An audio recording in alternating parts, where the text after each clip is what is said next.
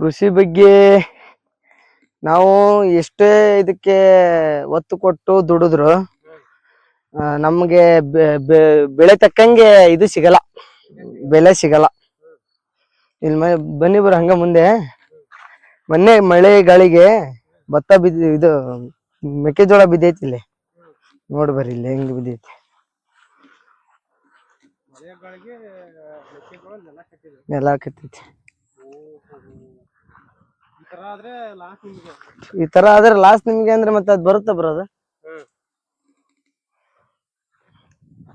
ಮತ್ತೆ ಬಲಿಯಂತ ಕಾಳು ಬಲಿಯೋದಿಲ್ಲ.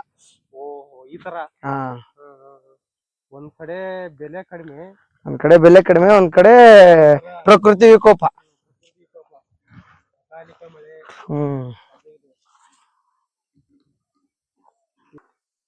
ಈಗ 1 ಎಕರೆ